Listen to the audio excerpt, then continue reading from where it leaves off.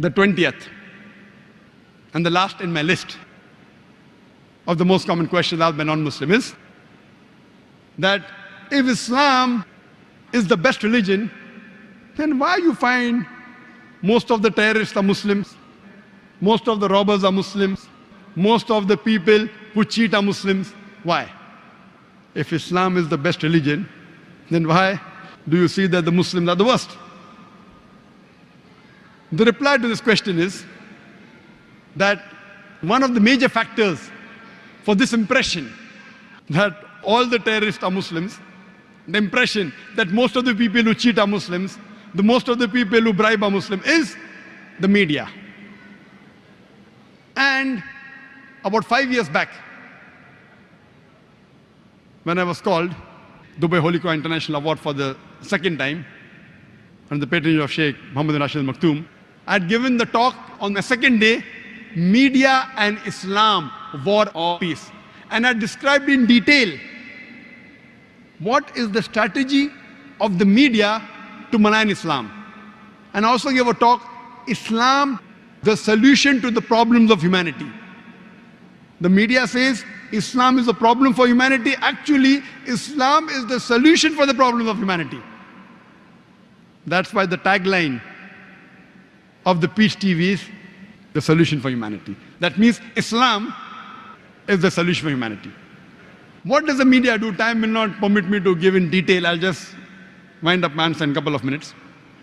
What does the media do? Media picks up the black sheep of the community and they portray as though they're exemplary Muslims. See, we have black sheep in the community. We do have many Muslims who are namesake Muslims. They aren't practicing Islam. They pick them up and they portray as though they're exemplary Muslims.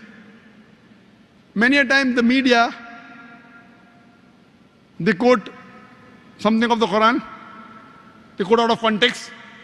Whenever they get information, they malign the Muslims. For example, we know in 1996, the Oklahoma bombing, at that time, it was the biggest attack on American soil.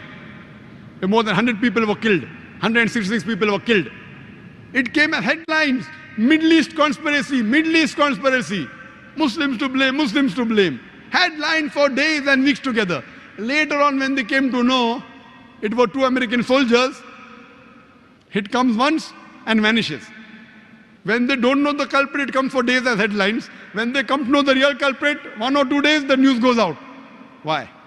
In India, we have 50-year-old Muslim Arab marrying an 18-year-old girl, headlines.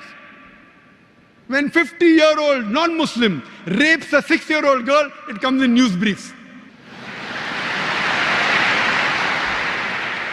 That 50-year-old Arab Muslim, he's taking permission and marrying a girl with her will, with the will of the parents. It doesn't go down the throat of the media. But when a 50-year-old non-Muslim rapes a 6-year-old girl, it comes in news briefs.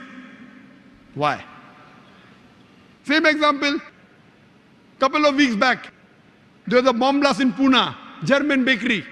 9 people were killed. Suspect, Muslim, Muslim, Muslim. Suspect, huh? Suspect. No 100% proof. Same day, the Maoists, they killed 16 policemen. Not civilians, policemen, huh? It comes in news brief.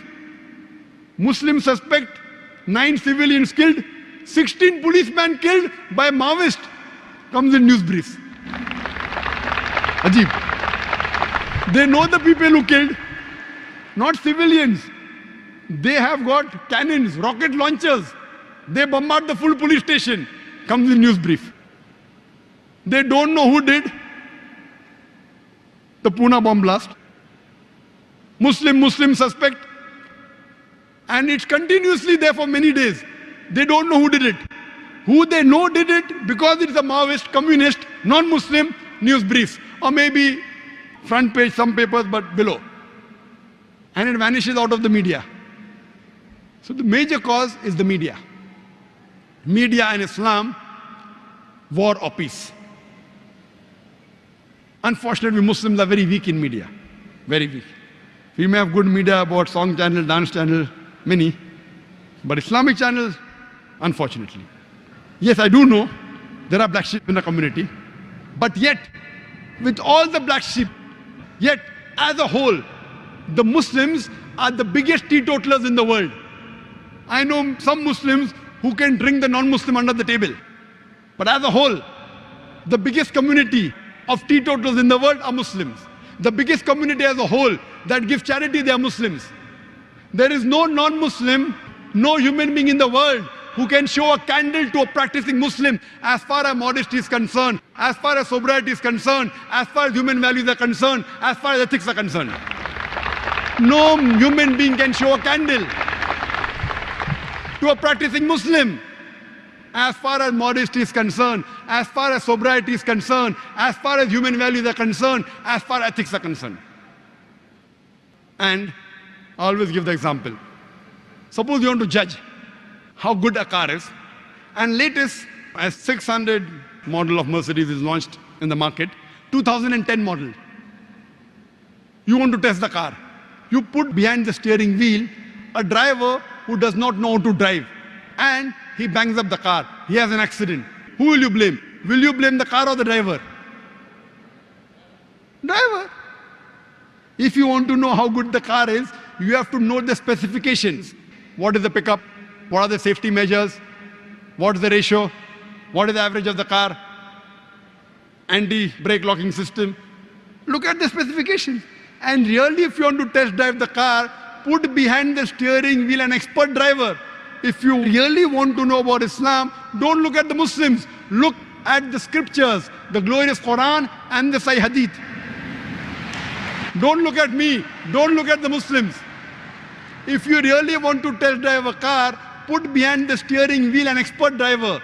The best exemplary Muslim you can find is Prophet Muhammad Sallallahu Alaihi Wasallam. Read his seerah. You will find he's the best exemplary Muslim and the best exemplary human being that has lived.